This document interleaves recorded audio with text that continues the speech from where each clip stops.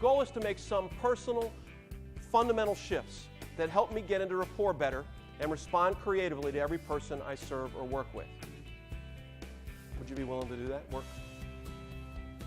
Is that something that if you walked out of here today in a few hours with some traction, some movement for yourself in this regard, would that be good?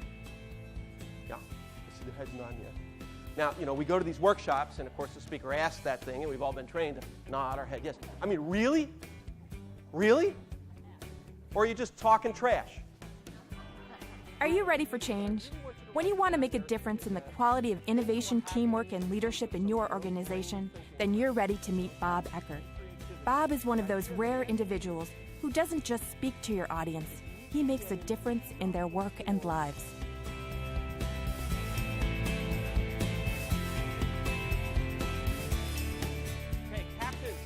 As complicated as it is to change behaviors and attitudes in your organization, Bob is extremely persistent at working to help people see that there is another way to work together. He helps people commit to bringing innovation, teamwork, and leadership into their groups and organizations.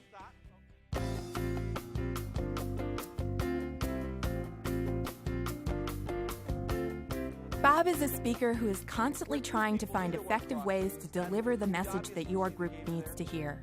His high-impact approach emerged during his formative years while guiding convicted felons through a 28-day outward-bound type wilderness program. Bob's presentations are interactive and fun, and they deliver serious impact on the following topics: techniques to help you be better at creative and innovative thinking, ways to create and be a part of a great team, behaviors and attitudes for innovation leadership. A sought-after speaker, Bob has impacted tens of thousands of people throughout the world. For the last 30 years, he's been involved in the business of helping people reach their highest potential. And since 1998, Bob has been a senior partner at New and Improved, a leading organizational development firm focused on people skills for innovation. In the next few minutes, you'll see excerpts of one of his presentations to a group of diabetes educators. Now, if your group is different, that's okay. Bob regularly works with a wide range of leading companies and with people from all levels and functions of the organization, including sales, marketing, research and development, purchasing, manufacturing, HR, finance, senior management, and more.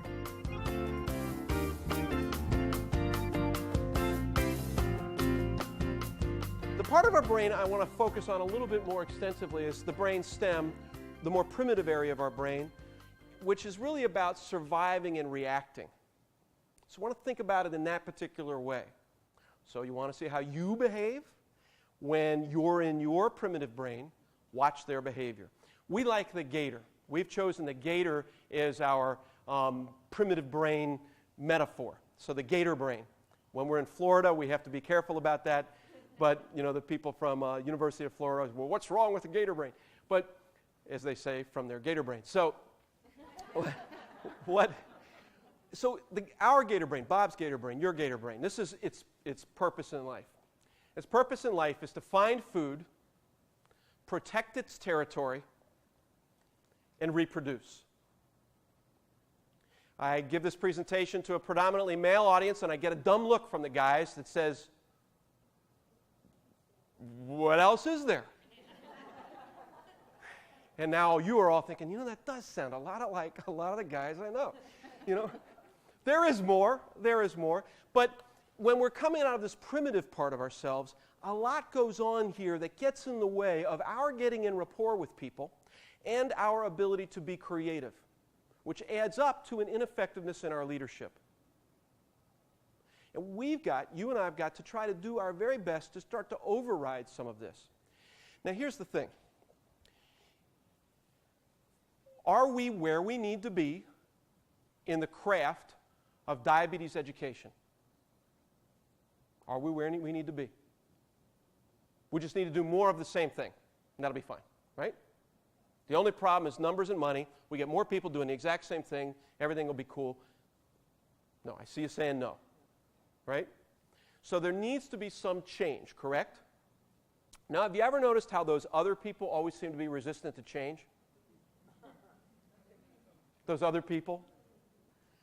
But not us, of course. Isn't it amazing how just the serendipity that these unresistant to change people happen to be in the same room at the same time. And it's us. It's the rest of the world out there that's the problem. Well, of course.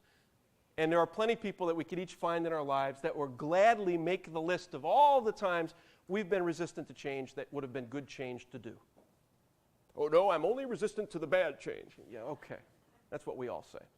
So here's what happens when your gator brain is greeted by something new. When it's greeted by newness, it either wants to kill it, run from it, or mate with it.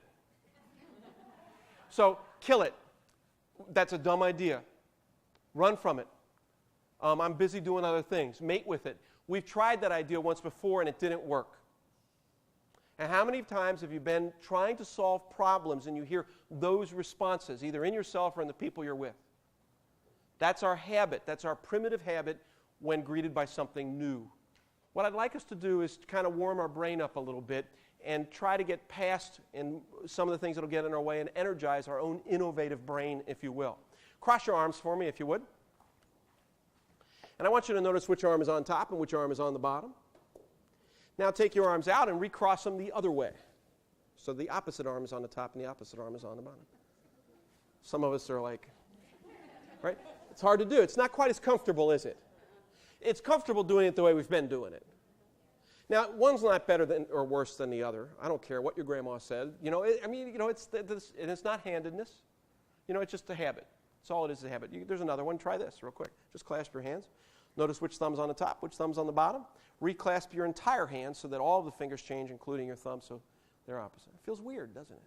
It's evil. No.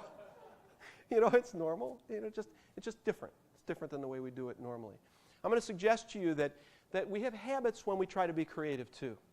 And the worst of all of the habits, that if we can get on top of, is this: we have this habit where we have a tendency to generate our ideas at the same time, so generating or being divergent in our thinking, right? That's the generate ideas kind of piece, this divergent. Put your arm out like this if you would. Give me some words that describe this posture. Open, big, awesome. Exuberant, strong. What? Say it more. Being crucified. Yeah, do you get crucified for creative ideas sometimes? Yeah, right? That can happen. Now, would you keep your arms out like this for the next half hour for me, please? No, it's too hard. You can't be divergent all the time. So just kind of come in and relax and put yourself in a kind of relaxed cross posture. What's it? Just relaxed cross posture. What's that feel like? Good? Warm? Comfortable? Closed? Secure? And that's the other side of it. That's the convergent thinking, where we're narrowing our options. We're picking things. Now, most of the meetings that you are in, when you're trying to solve problems, what's happening is people are being divergent in their thinking at the same time as they're being convergent. People are trying to do both those things at the same time. And it doesn't work. It just doesn't work. It's like driving your car with one foot on the gas and one foot on the brake. You make a lot of heat and noise, but not a lot of progress. I'd submit to you that there's no one in the room that doesn't have a group of people who could easily and readily brainstorm a list of your jerk behaviors and put it on a flip chart. We all have that. We all have folks that have seen us in our less than best moments in terms of how we might want to be. And I'm not suggesting to you that we all walk away from a thing like this with this great peaceful maturity, because that's probably not going to happen. We could choose to walk away from this, though, with some humility about it for ourselves and a clear intention that we were going to be more vigilant for watching out for our own primitive, unproductive behaviors. Here's the bottom line. Consider hiring Bob if you're looking for an expert who's worked with businesses and industries to help them achieve growth through innovation. You're looking for a speaker who wants to make a real impact. You're looking for people to work together better when they leave the presentation. You want your people to learn techniques and behaviors to improve their innovation, teamwork, and leadership. Here's a suggestion. If you're just looking for something nice and entertaining, then look elsewhere. Bob Eckert is a speaker who causes people to think and act in powerful ways to improve the organization. Are you ready for change? then make the call to find out more about Bob. And thanks for watching.